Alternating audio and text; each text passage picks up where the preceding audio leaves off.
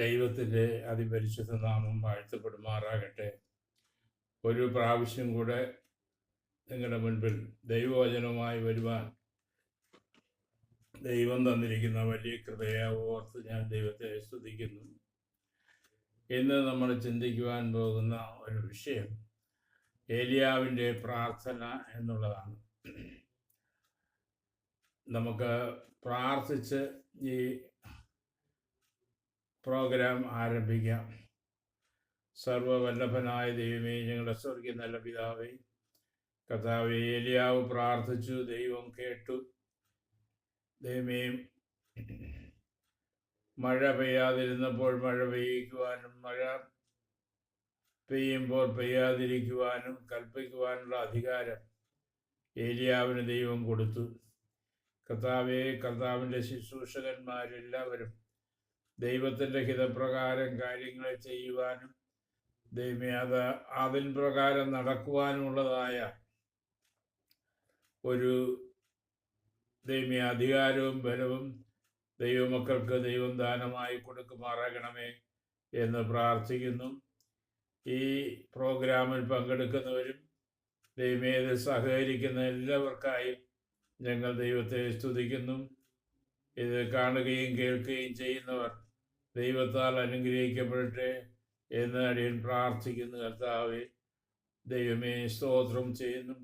വിവിധ ആവശ്യങ്ങളുമായി അങ്ങയുടെ മുൻപിൽ ജനം മുട്ടുമുടക്കുമ്പോൾ ദൈവത്തിൻ്റെ കൃപ അവരുടെ മേലെല്ലാം പകർന്ന് കർത്താവ് അവരെ അനുഗ്രഹിക്കണമേ എന്ന് പ്രാർത്ഥിക്കുന്നു. ദൈവമേ, സ്തോത്രം ചെയ്യുന്നു. ഈ പ്രോഗ്രാമിനെയും ദൈവമേ അനുഗ്രഹിച്ച് ആശീർവദിക്കണമേ. യേശുനാമത്തിൽ തന്നെ പിതാവേ, ആമേൻ, ആമേൻ. ദൈവത്തിൻ്റെ പരിശുദ്ധ നാമം വാഴ്ത്തപ്പെടുമാറാകട്ടെ.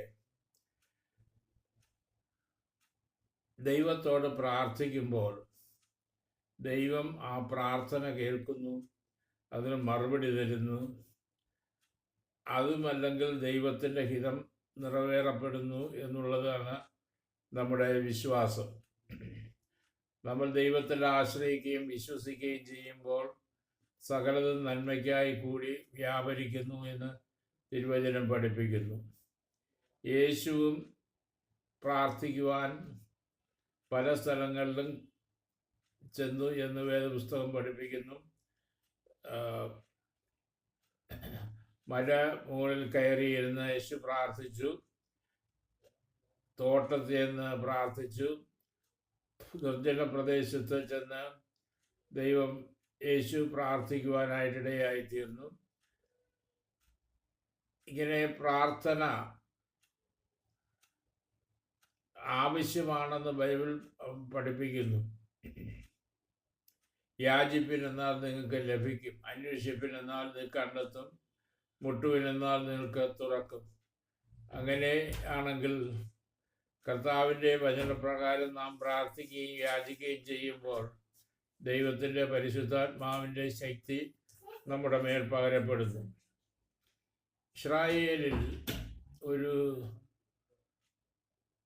ഇസ്രായേലിനെ കുറിച്ച് നമ്മൾ വളരെ ഗഹനമായിട്ട് ചിന്തിക്കുകയും പ്രാർത്ഥിക്കുകയും ചെയ്തു. നിങ്ങൾ എത്ര പേർ കണ്ടിരിക്കുമെന്ന് അറിഞ്ഞുകൂടാ. ഇത് 73-ാമത്തെ ഭാഗമാണ് നമ്മൾ ചിന്തിക്കുന്നത്. അതിൽ കുറച്ച് ഭാഗം ഇസ്രായേലിനെ കുറിച്ചാണ്. ഇസ്രായേലിൻ്റെ ദൈവമായ യഹോവ എന്ന് പറയുമ്പോൾ ആ പ്രത്യേകതയെക്കുറിച്ച് നമ്മൾ ചിന്തിക്കുവാൻ ഇടയായിത്തീർന്നു. അപ്പോൾ ഏലിയ പ്രവാചകന്റെ കാലത്ത് ദൈവത്തെ തള്ളിക്കളയുന്ന ഒരു സമൂഹം ഇസ്രായേലിൽ ഉണ്ടാകുവാനിടയായിത്തീർന്നു. അത് ദൈവത്തിന് അനിഷ്ടമായി തോന്നി. വിഗ്രഹങ്ങളെ ആരാധിക്കുന്നത് ദൈവം ഇഷ്ടപ്പെടുന്നില്ല എന്നും അത് വെറുക്കുന്നു എന്നും നാം അറിയുന്നു. ദൈവം അത് പറഞ്ഞിരിക്കുന്നു. ദൈവം സീനായി മലയിൽ വച്ച് കൽപ്പന കൊടുക്കുമ്പോൾ ഒന്നാമത്തെ കൽപ്പന, ഞാനല്ലാതെ എൻ്റെ ദൈവം നിനക്ക് ഉണ്ടാകരുത്, ഒരു വിഗ്രഹത്തെ ഉണ്ടാക്കി അവയെ സേവിക്കുകയോ നമസ്കരിക്കുകയോ ചെയ്യരുത്. മുകളിൽ ആകാശത്തിലെങ്കിലും താഴെ ഭൂമിയിലെങ്കിലും ഭൂമിക്ക് താഴെ വെള്ളത്തിലെങ്കിലും ഉള്ള യാതൊന്നിൻ്റെയും പ്രതിമ ഉണ്ടാക്കരുത്. അങ്ങനെ ചെയ്യുന്നവനെ ദൈവം ശിക്ഷിക്കും എന്ന് കർത്താവ് പറയുവാനിടയായിത്തീർന്നു. അപ്പോൾ ദൈവം നമ്മെ സൃഷ്ടിച്ച ദൈവത്തെ ഒരു പക്ഷി, മൃഗം, എന്നിവയുടെ രൂപസാദൃശ്യത്തിലാക്കി കളയുമ്പോൾ ദൈവം സങ്കടപ്പെടുന്നു എന്ന് വ്യക്തമാണ്. അതുകൊണ്ട് ഈ രൂപത്തിൻ്റെ മുൻപിൽ ചെന്ന് ദൈവമേ എന്ന് പറഞ്ഞോ അല്ലെങ്കിൽ മധ്യസ്ഥനെ എന്ന് പറഞ്ഞോ പ്രാർത്ഥിക്കുവാനായിട്ട് പാടില്ല. അത് ദൈവത്തിൻ്റെ കൽപ്പനയുമാണ് എന്ന് നാം മനസ്സിലാക്കണം. അപ്പോൾ ഏലിയാവിൻ്റെ കാലഘട്ടത്തിൽ ഏലിയാവ് തിസ്പ്യനായി ഏലിയാവ് എന്നാണ് പറയുന്നത്. തിസ്പ്യ എന്ന് പറയുന്ന സ്ഥലത്ത് നിന്ന് വന്ന അദ്ദേഹം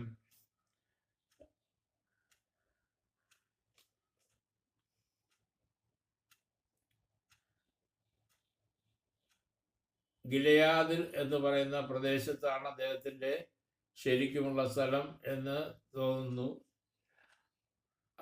അദ്ദേഹത്തെ നമ്മൾ മനസ്സിലാക്കുമ്പോൾ ഒരു ദൈവഭക്തനാണ്. ഈ ഗലീല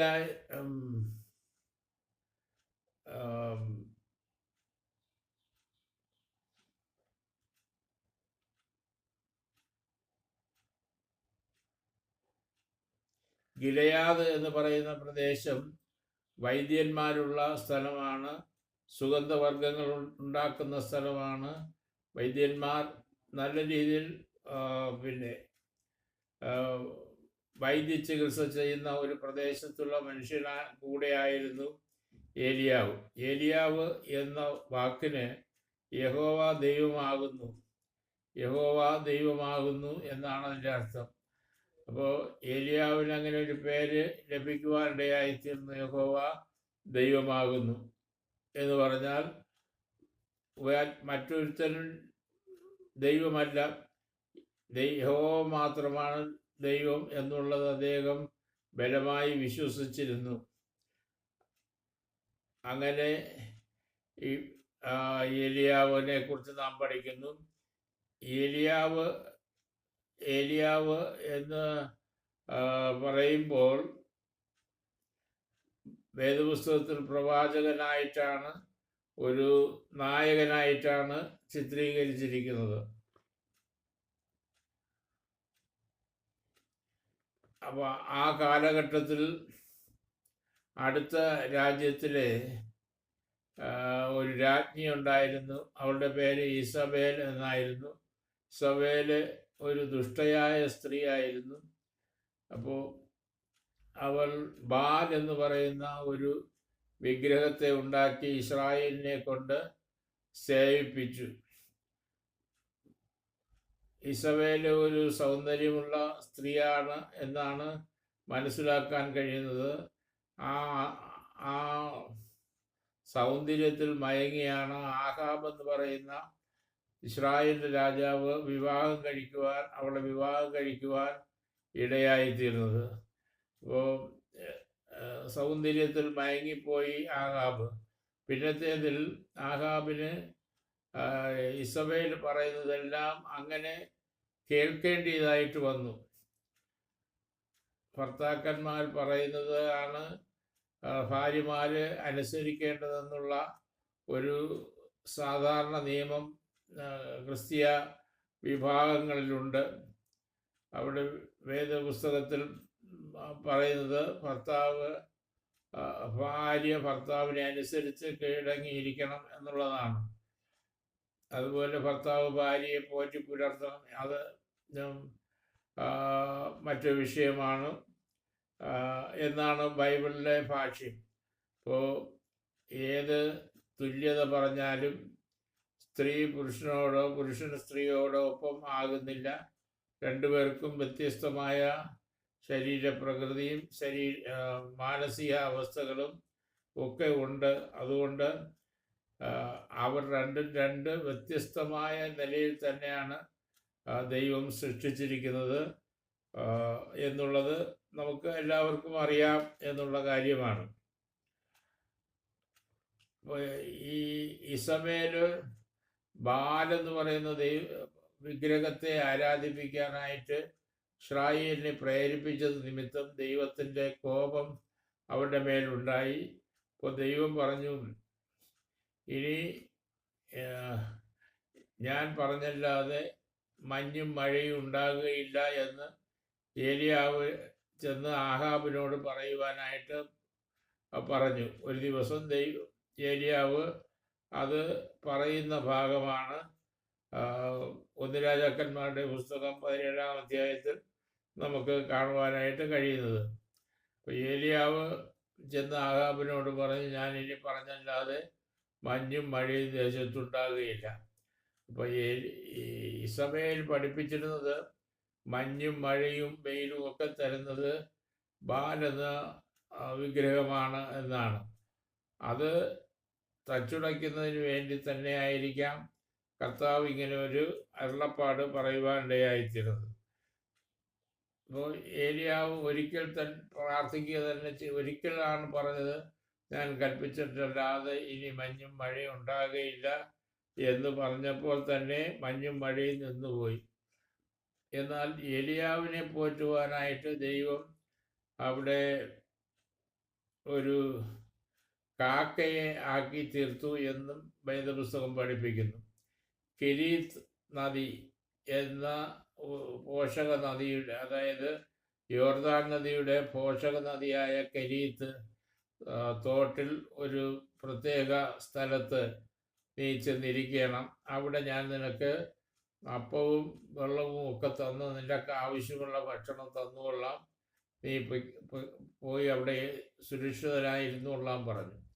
ദൈവം പറഞ്ഞതനുസരിച്ച് കൊണ്ട് ഏലിയാവ് അവിടെ ചെന്ന് ഇരുന്നു. അങ്ങനെ നാളുകൾ ചിലത് കഴിഞ്ഞപ്പോൾ മഴയില്ലാതെ വന്നപ്പോൾ തോട്ടിലെ കെരീത്തിലെ വെള്ളം വറ്റുവാനിടയായിത്തീർന്നു. അപ്പോൾ ഏലിയാവ് ദൈവത്തോട് പ്രാർത്ഥിച്ചു, ദൈവമേ, വെള്ളം വറ്റിപ്പോയി. ദിവസവും കാക്ക എവിടെ നിന്നെങ്കിലും ഭക്ഷണം, മിക്കവാറും രാജകൊട്ടാരത്തിൽ നിന്നായിരിക്കാം, എടുത്തുകൊണ്ടുവന്ന്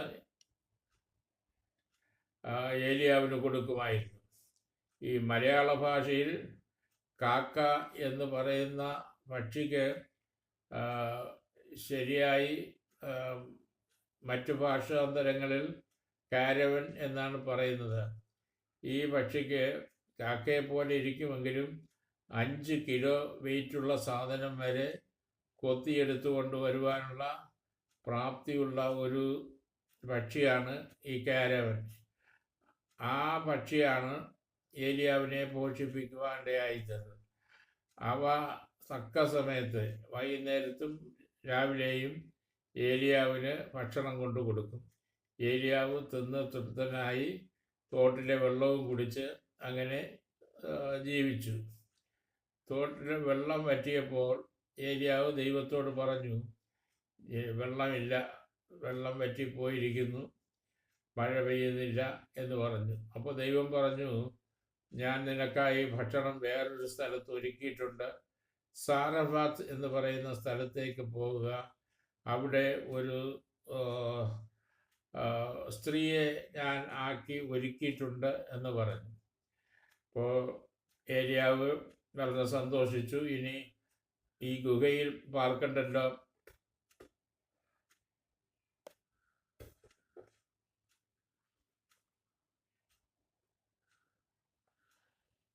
ഇനി ഒരു വീട്ടിൽ പാർക്കാമല്ലോ എന്ന് പറഞ്ഞു. ദൈവം ഒരുക്കിയതുകൊണ്ട്, ദൈവം പറഞ്ഞതുകൊണ്ട് നല്ല സുഭിക്ഷമായ സ്ഥലമായിരിക്കുമെന്ന് ചിന്തിച്ച് ഏലിയാവ് അവിടെ ചെല്ലുമ്പോൾ ഒരു വിധവയെ കണ്ടു. ആ വിധവയോട് എനിക്ക് കുടിക്കാൻ വെള്ളം തരണമെന്ന് പറഞ്ഞു. വെള്ളം അവൾ പറഞ്ഞു, വെള്ളം ഇവിടെ എല്ലാം തീർന്നിരിക്കുകയാണ്, എണ്ണയും മാവും എല്ലാം തീർന്നിരിക്കുകയാണ് എന്ന് പറഞ്ഞു. അപ്പോൾ ഏലിയാവ് അവർ വെള്ളമെടുക്കുവാൻ പോകുമ്പോൾ തന്നെ അദ്ദേഹം പറഞ്ഞു, എനിക്ക് ഒരു അപ്പവും കൂടെ കൊണ്ടുവരണം. ഇത് പാസ്റ്റർമാരുടെ ഒരു ജോലിയായിട്ട് ചിലർ ചിത്രീകരിക്കാറുണ്ട്. അങ്ങനെയല്ല, ദൈവത്തിൻ്റെ കൽപ്പന പ്രകാരമാണ് അവർ ജീവിക്കുകയും പറയുകയും ചെയ്യുന്നത്. മറ്റുള്ളവർക്ക് ചിന്തിക്കുവാൻ, അഥവാ അവരുടെ ദൃഷ്ടിയിൽ ഇവർ ഒരു യാചിക്കുന്നവരായിട്ടോ അതല്ല ഇവർ മോശക്കാരായിട്ടോ ചിത്രീകരിക്കാൻ കഴിഞ്ഞാലും ദൈവമാണ് അവിടെ ആക്കിയതും പറഞ്ഞയച്ചതുമൊക്കെ. ഒരു കൊട്ടാരത്തിലോ മറ്റെവിടെയെങ്കിലും ഇദ്ദേഹത്തെ ഒളിപ്പിക്കാമായിരുന്നു. പക്ഷേ ദൈവം പറഞ്ഞയച്ചത് ഒരു വിധവയുടെ വീട്ടിലേക്കാണ്. അവിടെ ഒന്നുമില്ലാത്ത സ്ഥലത്താണ് ദൈവം പറഞ്ഞയച്ചത്. എന്തൊരു വ്യത്യാസമെന്ന് നമ്മൾ നോക്കുക. ദൈവത്തിൻ്റെ ചിന്തയും നമ്മുടെ ചിന്തയും തമ്മിലുള്ള വ്യത്യാസം. അപ്പോൾ ദൈവം പറയുന്നതിന് എപ്പോഴും ഒരു അർത്ഥം ഉണ്ടായിരിക്കും. ഏലിയാവ് ആ സ്ത്രീയോട് പറഞ്ഞു, നീ ഒരു കാര്യം ചെയ്യേ, അവിടെ ഇരിക്കുന്ന ആ മാവിൽ ഒരപ്പം എടുത്ത് എനിക്ക് കൊണ്ടുവരിക ആദ്യം, പിന്നെ നീ മകനും ഉണ്ടാക്കി കഴിക്കുക എന്ന് പറഞ്ഞു.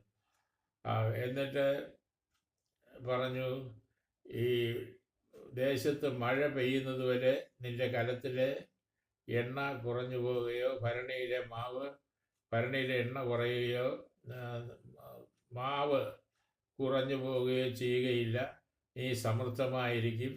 അപ്പോൾ അവൾ പറഞ്ഞു, അവൾക്കൊരു മകനുണ്ട്. ശരി, അവരും ഏലിയാവും 3 പേരായി. 3 പേർക്കും ആവശ്യമുള്ള ഭക്ഷണം ദിവസവും കിട്ടിക്കൊള്ളും എന്ന് പറഞ്ഞു. അപ്പോൾ വിധവ ആ സഹോദരി പറഞ്ഞ്, ഞാൻ ഒരപ്പം ഉണ്ടാക്കി മരിക്കാൻ പോവുകയാണ് ഞങ്ങൾ 2 പേരും കൂടെ, അത്രയ്ക്ക് ക്ഷാമമാണ് ദേശത്ത്. അപ്പോൾ ഏലിയാവ് പറഞ്ഞു, നീ മരിക്കണ്ട, നിന്റെ മോനൊന്നും മരിക്കണ്ട, ഞാൻ പറയുന്ന വാക്കനുസരിച്ചാൽ മതി എന്ന് പറഞ്ഞു. അപ്പോൾ ദൈവത്തെ അനുസരിക്കുവാനും ദൈവത്തെ ഭയപ്പെടുവാനും ഇഷ്ടപ്പെട്ട ആ സഹോദരി അങ്ങനെ തന്നെ ഏലിയാവ് പറഞ്ഞതുപോലെ തന്നെ ചെയ്തു.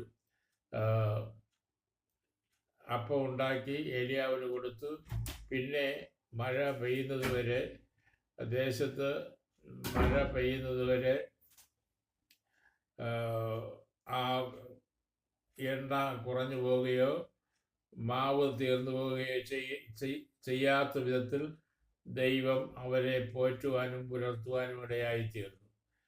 എന്നാൽ ഇതിനിടയിൽ ഒരു സംഭവം ഉണ്ടായത്, ഒരു ദിവസം രാവിലെ എഴുന്നേറ്റ് ഇരിക്കുമ്പോൾ അവരുടെ മകൻ മരിച്ചു പോയതായിട്ട് കണ്ടു, വിധവയുടെ മകൻ.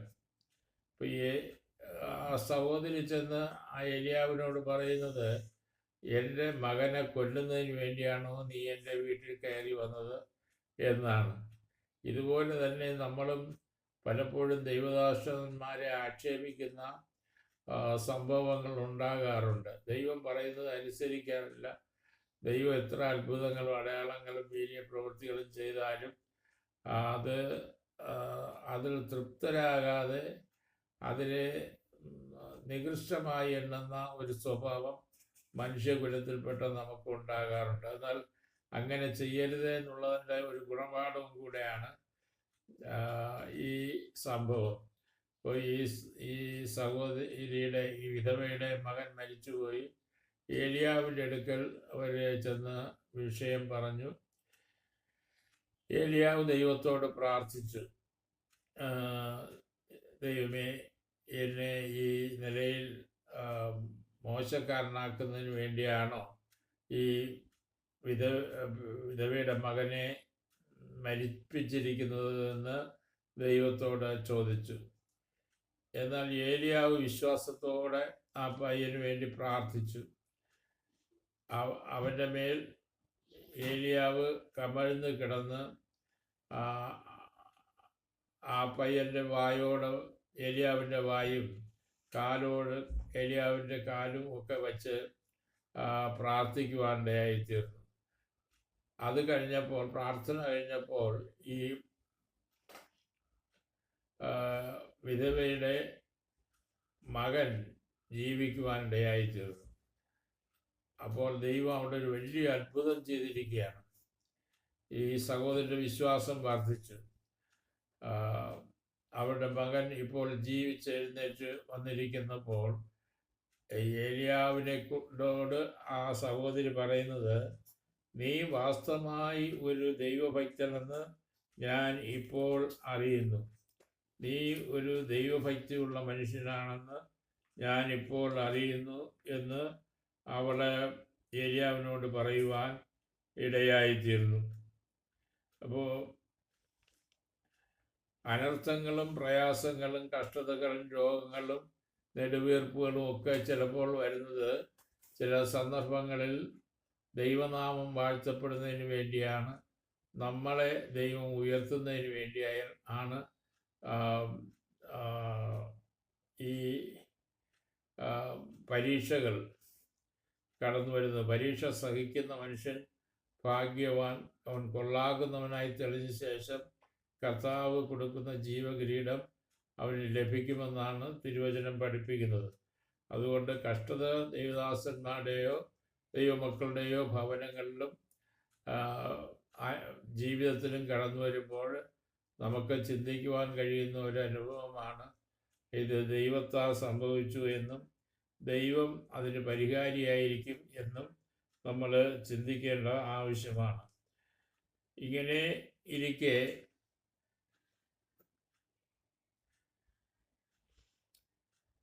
ദേശത്തെല്ലാം കഠിനമായ ക്ഷാമമുണ്ടായി. 3 വർഷവും 6 മാസവും ആയിരിക്കുന്നു ഇപ്പോൾ മഴ പെയ്തിട്ട്. അപ്പോൾ ദേശത്തെല്ലാം ഭയങ്കരമായ വരൾച്ച ഉണ്ടാകുവാനിടയായിത്തീർന്നു. ഇത് എല്ലാവർക്കും ഭയവും ചിന്താകുലതയും ഉണ്ടായി. എല്ലാവരും ദൈവത്തെ നിലവിളിക്കാൻ തുടങ്ങി. അപ്പോൾ ഏലിയാവ് പറഞ്ഞ്, നമുക്കൊരു കാര്യം ചെയ്യാം, നിങ്ങൾ എത്രത്തോളം ഈ 2 തോണിയിൽ കാല് വെച്ചുകൊണ്ടിരിക്കും? ഒന്നുകിൽ യഹോവ ദൈവമെങ്കിൽ അവനെ സേവിപ്പിൻ, അല്ല ബാലാണ് ദൈവമെങ്കിൽ അവനെ സേവിപ്പിൻ. നിങ്ങൾക്ക് ആര് വേണമെങ്കിലും സേവിക്കാം എന്ന് പറഞ്ഞു ജനത്തെ എല്ലാം വിളിച്ചുകൂട്ടി. ആഹാബും കാര്യം സമ്മതിച്ചു. ആഹാബിൻ്റെ ഭാര്യയുടെ ദൈവമായ ബാലാണോ അതോ ഏലിയാവിൻ്റെ ദൈവമായ ഇസ്രായേലിൻ്റെ ദൈവമായ യഹോവയാണോ ദൈവമെന്നുള്ളത് പരീക്ഷിക്കാം എന്നവർ തീരുമാനിച്ചു. അങ്ങനെ അവർ ഒരു പരീക്ഷണത്തിന് വേണ്ടി തയ്യാറായി. പരീക്ഷണം ഒരു മൃഗത്തെ യാഗം കഴിച്ചുകൊണ്ടാണ് പരീക്ഷണം രണ്ടുപേരും ചെയ്തത്. ആദ്യം ആഹാബിന് 450 പ്രവാചകന്മാരുണ്ടായിരുന്നു. അവർക്ക് അത് ചെയ്യുവാനുള്ള, അതായത് യാഗം കഴിക്കുമ്പോൾ തീയിടാതെ തീ തനിയെ കത്തി യാഗം പീഠം ദഹിക്കണം. ഇതാണ് കൽപ്പന. അപ്പോൾ ഇവിടെ ഏലിയാവിൻ്റെ ഭാഗത്ത് ഏലിയാവ് മാത്രമാണുള്ളത്.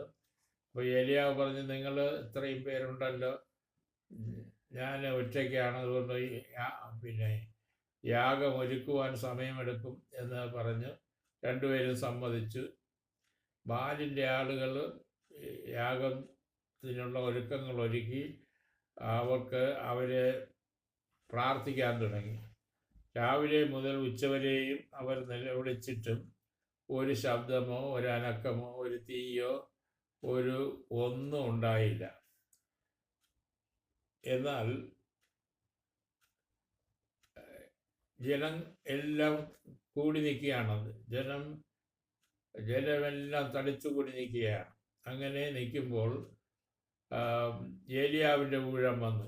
ഏലിയാവ് പറഞ്ഞു, ശരി, നിങ്ങൾ എന്നെ സഹായിക്കുക, നമുക്ക് യഹോവയാണോ ദൈവം എന്ന് അറിയണമല്ലോ എന്ന് പറഞ്ഞിട്ട് അവർക്ക് വേണ്ടി ദൈവം യഹോവ തന്നെ ദൈവം അറിയുവാൻ വേണ്ടി ഒരു യാഗം ഒരുക്കി. യാഗം ഒരുക്കിയപ്പോൾ ഏലിയാവ് പറഞ്ഞത്, യാഗം വ്യവസ്ഥാപിതമായിട്ട് തന്നെ ഒരുക്കണം. ഇസ്രായേലിൻ്റെ 12 ഗോത്രത്തിനൊത്തവണ്ണം 12 കല്ലെടുത്ത് വെച്ച് യാഗപീഠം പണിത് ചെത്താത്ത കല്ലെടുത്ത് വെച്ച് അവിടെ യാഗപീഠം പണിയുവാൻ ഇടയായിത്തീർന്നു. അങ്ങനെ ഏലിയാവ് പ്രാർത്ഥിച്ചു. ഈ സമയത്ത് ഏലിയാവിന് 2 പ്രാവശ്യം പ്രാർത്ഥിക്കേണ്ടിയായിട്ട് വന്നു.